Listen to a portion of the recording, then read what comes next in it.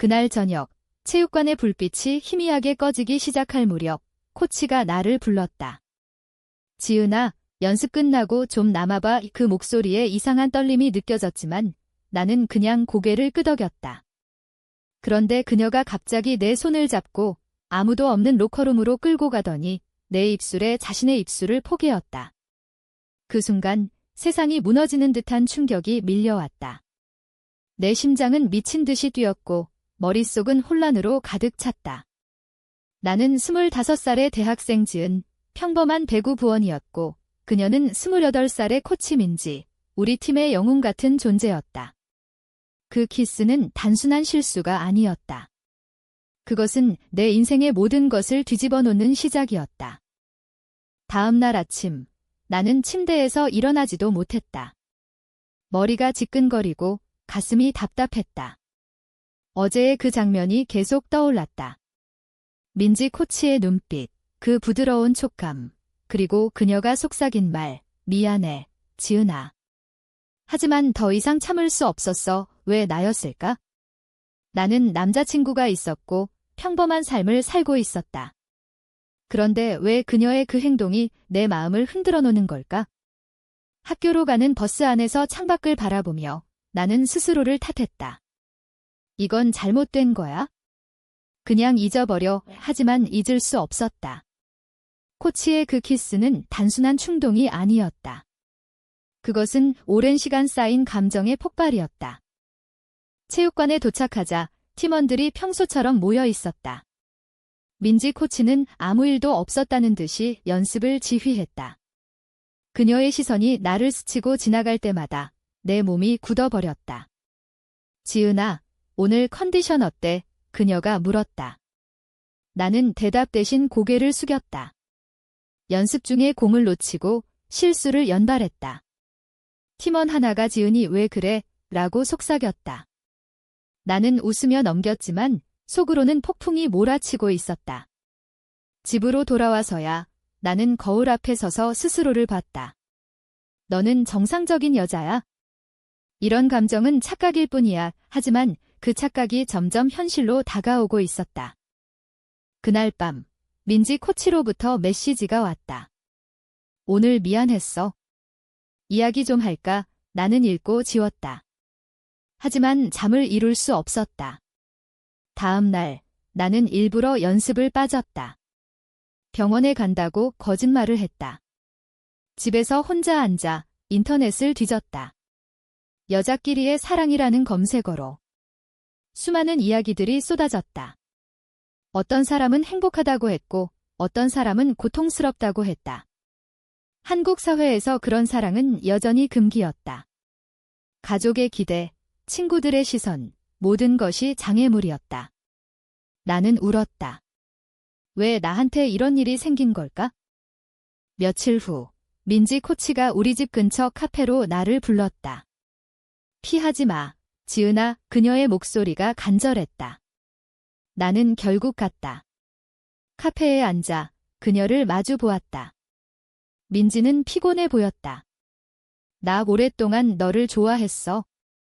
처음엔 그냥 재능 있는 선수라고 생각했는데 점점 더 깊어졌어. 그녀의 고백에 나는 충격받았다.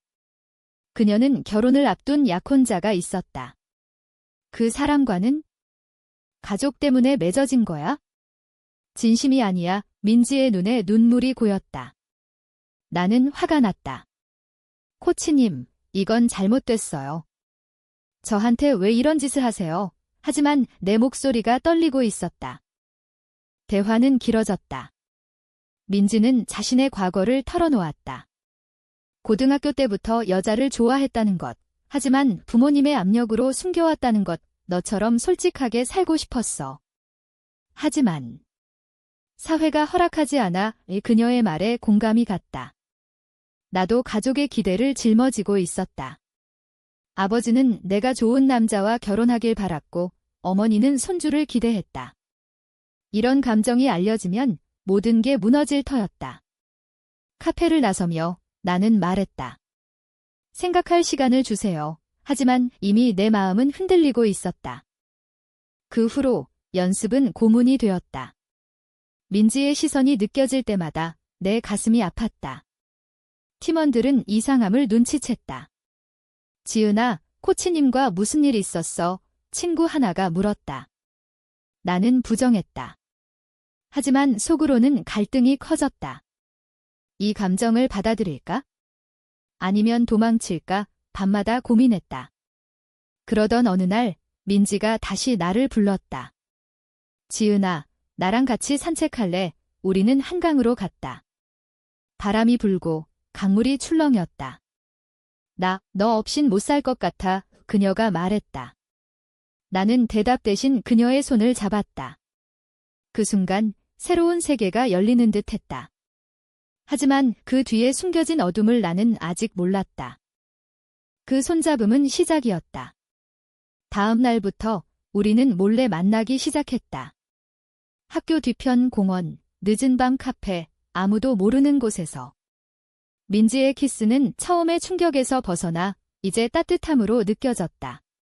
지은아, 너만 있으면 돼. 그녀의 속삭임에 나는 녹아들었다. 하지만 이 관계는 비밀이었다. 한국에서 여자끼리의 사랑은 여전히 비난의 대상이었다. 뉴스에서 동성애자에 대한 차별 기사가 나올 때마다 우리는 불안해졌다. 우리 괜찮을까? 내가 물으면 민지는 안아주며 말했다. 내가 지킬게. 그러나 현실은 잔인했다. 민지의 약혼자, 준호가 의심하기 시작했다. 그는 민지의 전화를 확인하고 메시지를 봤다. 누구랑 이렇게 자주 연락해? 준호의 질투가 폭발했다. 민지는 거짓말로 넘겼지만 스트레스가 쌓였다. 나도 마찬가지였다. 집에서 어머니가 좋은 남자 소개해줄까? 라고 할 때마다 죄책감이 들었다. 엄마, 미안해. 저 여자를 좋아해요. 라고 말할 수 없었다. 사회의 시선이 무서웠다. 직장에서, 학교에서, 모든 곳에서 정상적인 척해야 했다. 어느 날 팀 연습 중에 사고가 일어났다. 내가 공을 놓치자 민지가 화를 냈다.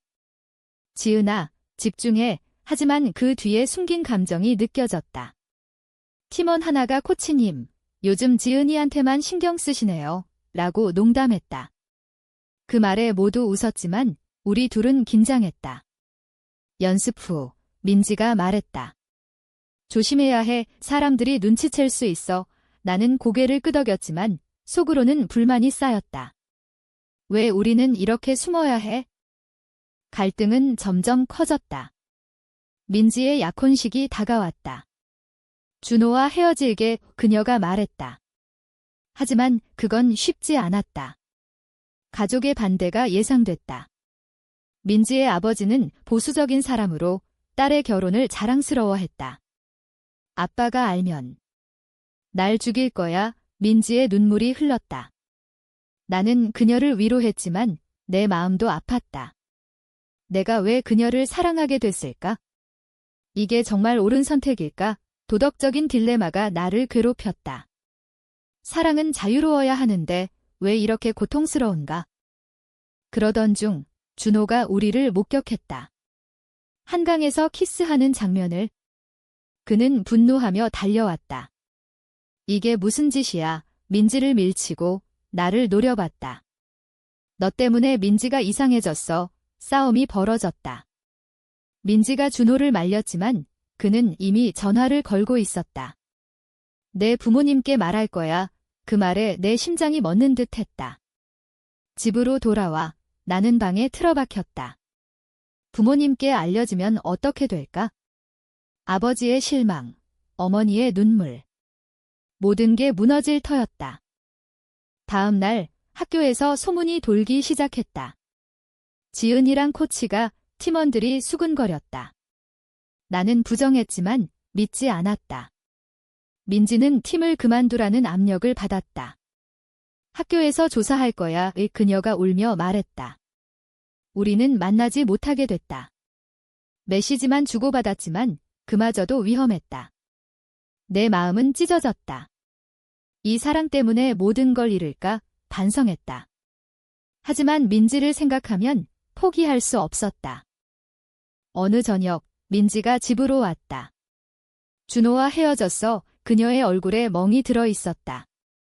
아빠가 때렸어. 하지만 자유로워졌어. 나는 그녀를 안았다. 그 순간 행복했지만 동시에 두려웠다.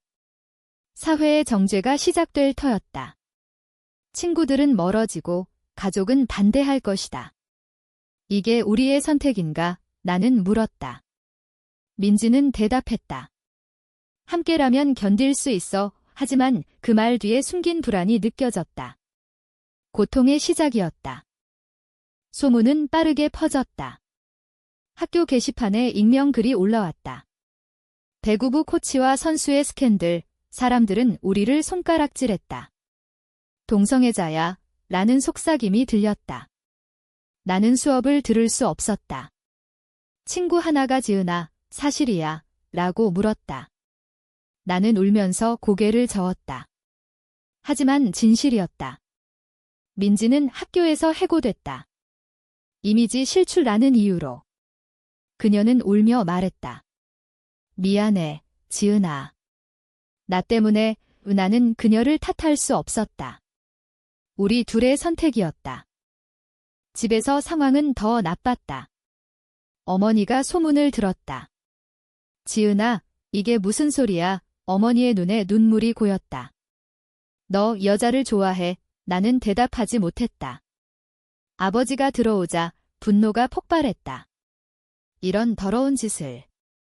당장 그만둬. 아버지의 손이 올라갔다. 나는 맞았고 방으로 쫓겨났다. 그날 밤 나는 짐을 챙겨 집을 나왔다.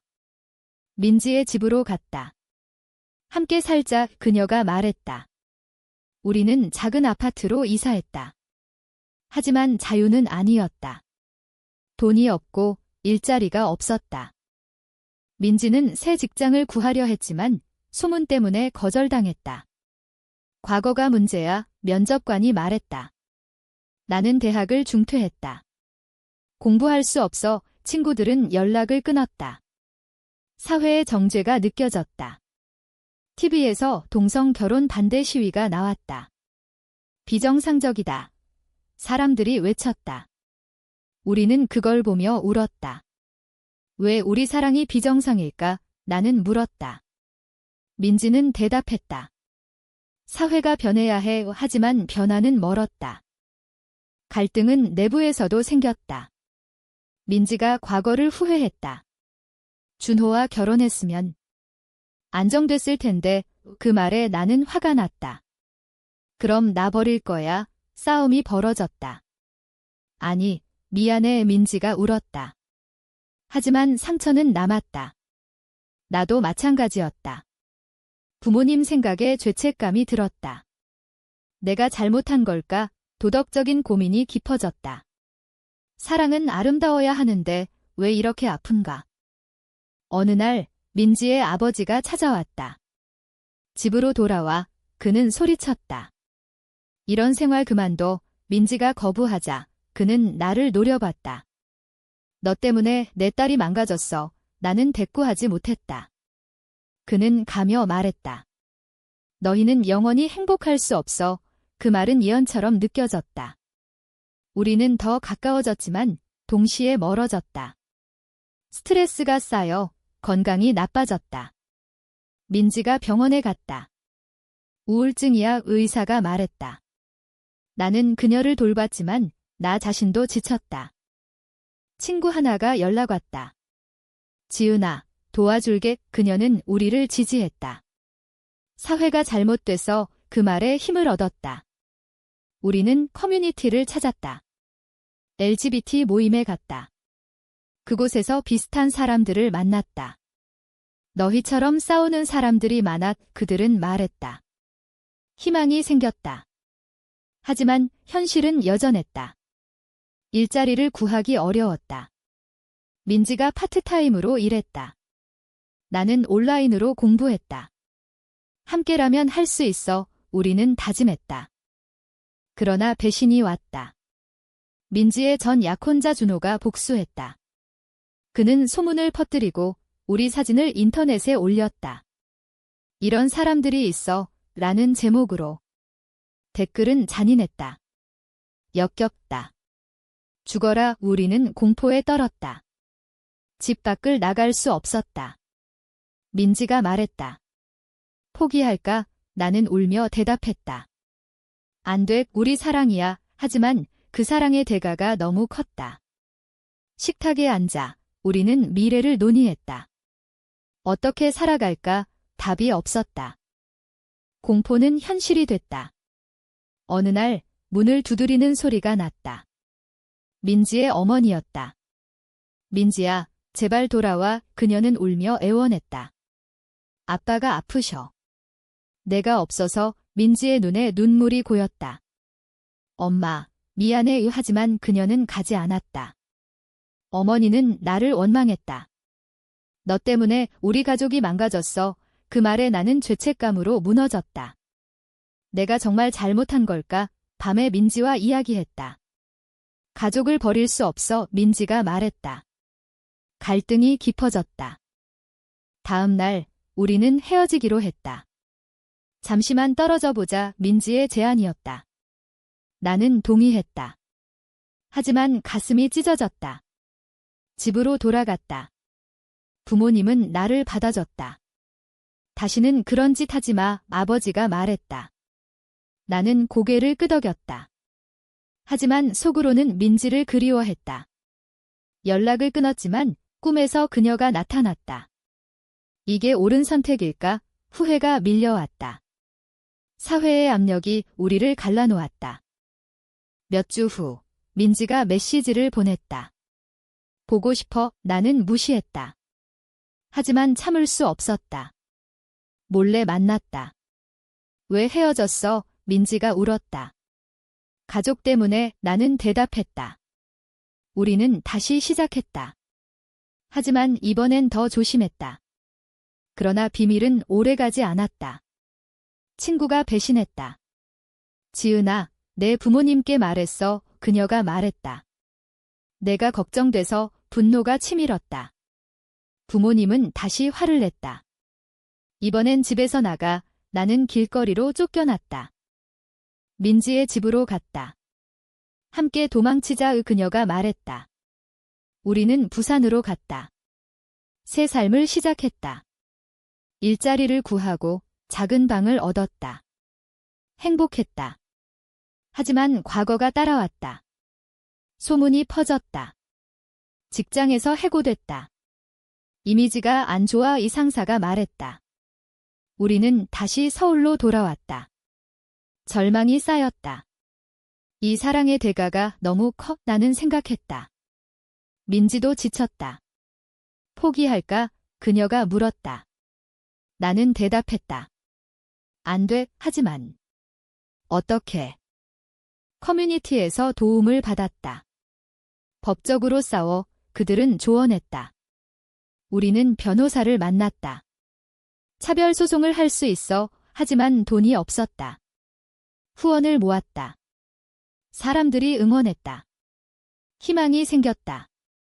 하지만 반대도 있었다. 온라인에서 공격이 왔다.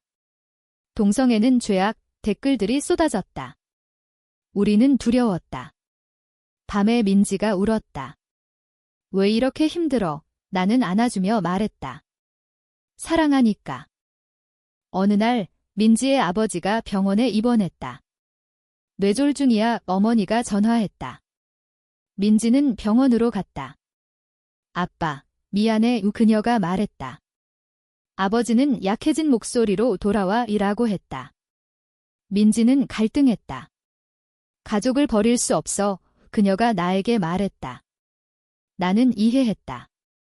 가봐. 하지만 그게 끝이었다. 민지는 가족 곁으로 돌아갔다. 미안해, 지은아. 마지막 메시지였다. 나는 혼자 남았다.